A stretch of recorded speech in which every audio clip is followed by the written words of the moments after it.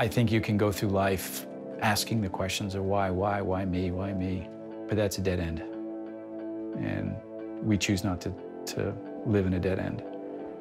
And that would not do Grace justice. It wouldn't honor her in any way, shape, or form. She embodied the spirit of life, the spirit of dreaming big. And we refuse to succumb to the anger, the bitterness, the things that could lead you down the black hole for the rest of your life. We just choose not to follow that path.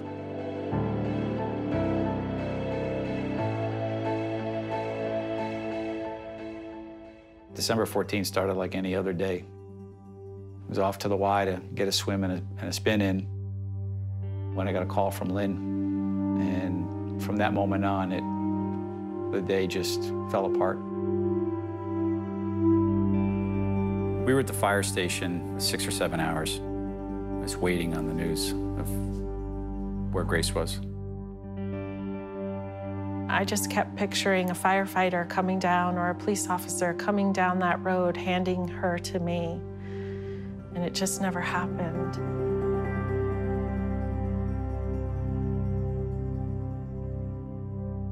The morning of December 14th, our lives, our world changed completely.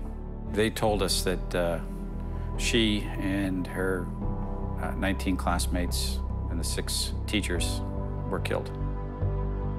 Lynn had put Grace on the bus, and that was the last time we saw her. All we knew was that we just didn't have Grace. We didn't know the effect it had on the country, and we just knew that we didn't have our girl anymore.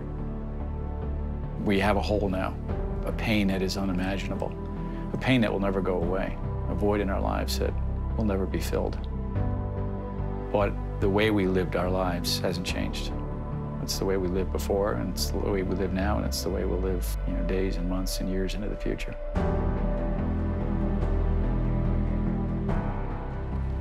Grace was more than just my daughter. She was my best friend. Whenever anything was ever hard in my life or tough or I had a bad day, I always knew I had Jack, Grace, and Chris.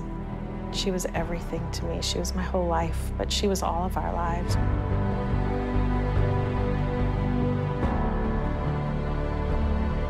In all honesty, I choose not to remember December 14th. I choose to remember the 7 years that preceded December 14th.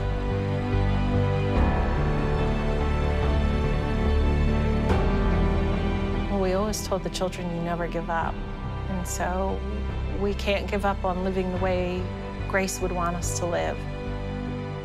Doing all the things we did as a family and love together is the best way we can honor her.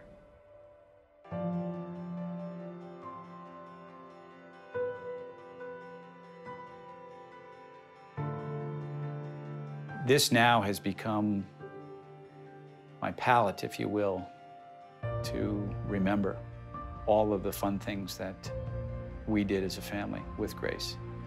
And so if I'm in the pool, I'm thinking about her or Jack or Lynn. When I'm out riding, it's the same. Or if I'm out running, it's the same. And I use that as an opportunity to remember the fun that we had those 7 years. For me, this is not a race. This is part of my journey of self-discovery, of looking for my daughter, of getting her back. Ever since she was born, she has been a part of my Ironman experience. And I told both my kids that someday we're going to go to Kona and Daddy's going to compete.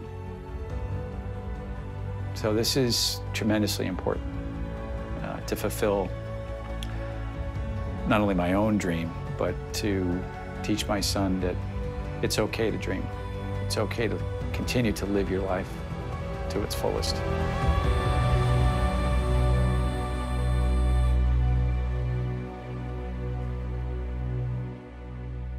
What I feel will happen when I cross the finish line is peace. I'll have fulfilled a dream and fulfilled a promise to my daughter, Grace.